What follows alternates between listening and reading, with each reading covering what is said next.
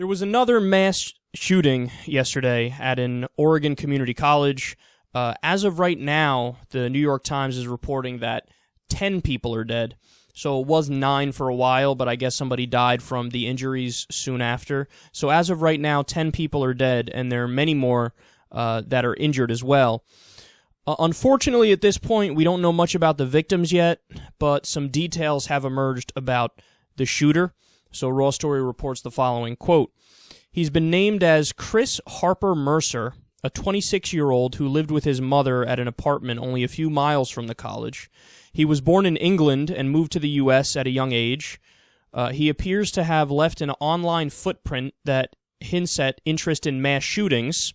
He was active online. His uploads include PDFs of the occult magazine Phenomena and conspiracy-themed documentaries that include lost secrets of the Illuminati.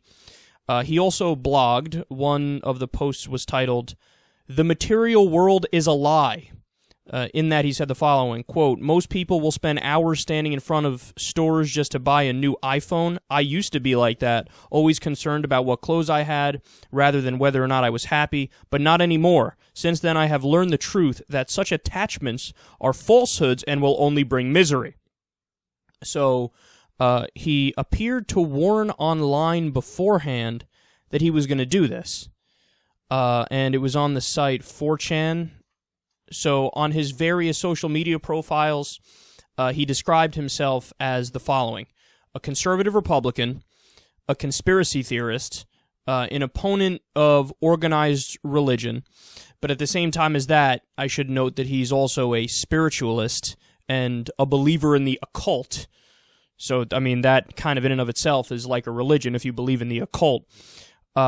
He targeted Christians in this attack also, so that might help explain that. He hated organized religion, but he was a spiritualist and believed in the occult, so that was one of the key facts during the shooting, that he targeted Christians.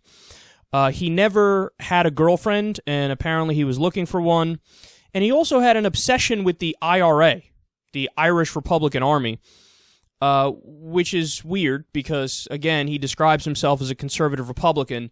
The IRA had outwardly Marxist sympathies. So what's the overall verdict when you look at it? When you look at what his possible motives are? My response is, I think it's all relevant, and this is very similar to the Vester Flanagan situation not that long ago, the person who shot the reporter live on air.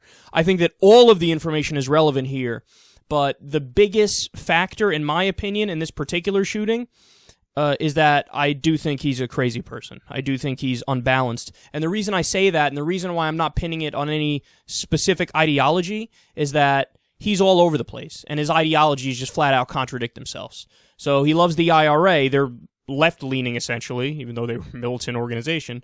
But he's a conservative Republican. Okay, so what does that mean? I don't know which one are you doing this for? Again, he's a conspiracy theorist. Does that play a role in this? Possibly.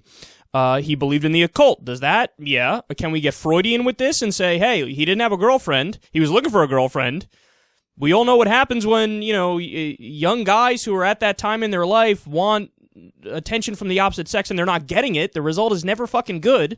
Does that play a role in it? Maybe that plays a role in it as well. I think all of the facts are relevant and all of them probably pushed in this direction. I can't pin it on one in particular, but to me, the one that seemed like it was more overriding, I should say, than to the other factors, was that he really did seem like he was unbalanced, and he praised other mass shooters, and in his blog posts, he wrote stuff like we just went through about how the material world is not worth living in, and, I've broken free from that, and now I know that stuff is all irrelevant, and it just seemed like he was a social outcast, and he was really awkward, and he probably needed intense psychiatric help.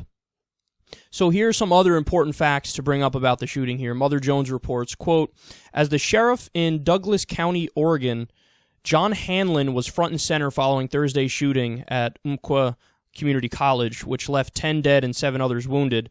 2 years ago, Hanlon was one of hundreds of sheriffs around the country to vow to stand against new gun control legislation. In a January 15, 2013 letter to Vice President Joe Biden, he wrote, "Gun control is not the answer to preventing heinous crimes like school shootings." Now, also on top of that, people are incorrectly calling this school a gun-free zone. It was not a gun-free zone. The Student Code of Conduct doesn't allow guns, quote, without written authorization, but it's very important to mention that under Oregon law, since this is a public school, it can't ban people with a license from bringing their gun on campus. And a 2011 court decision found that and upheld that, and there indeed was another guy on campus with a gun during the shooting. So this idea of, oh, no, if only everybody had a gun, it would have worked. Nonsense. Utter nonsense. Guns are allowed on campus in many circumstances, and somebody on campus had a gun, and it didn't prevent this. So we're also getting more and more unsettling information. Like, for example, the sheriff apparently may be a Sandy Hook truther, conspiracy theorist as well, because he shared a video way before this happened about that online. You probably don't want that guy leading the investigation. And when they just recently searched this guy's house, just before we came on air here, apparently he had 13 guns, all purchased legally. So President Obama came out and gave a fiery speech in response to another mass shooting, and he made some great points. And bottom line is, man, we're going to keep seeing this until we do something. Now, you guys know they might straw man us and say, oh, they want to do gun confiscation and they're in favor of taking away our rights and our civil liberties. That's nonsense. I know of very few people on the left who have ever called for that. There are some who say gun confiscation, but number one, you can't do that. And number two, the overwhelming majority of us are just saying moderate gun reform. Some moderate new safety laws, like a universal background check. As of right now, 40% of gun purchases don't have a background check associated with them whatsoever. Now, I'm not saying, and nobody's saying, that if we had a universal background check, for example, that this shooting wouldn't have happened. No, you can almost never say in specific cases whether or not a certain gun law would have prevented it. But what we do know is the macro statistics do drop tremendously when you have smart gun laws in place.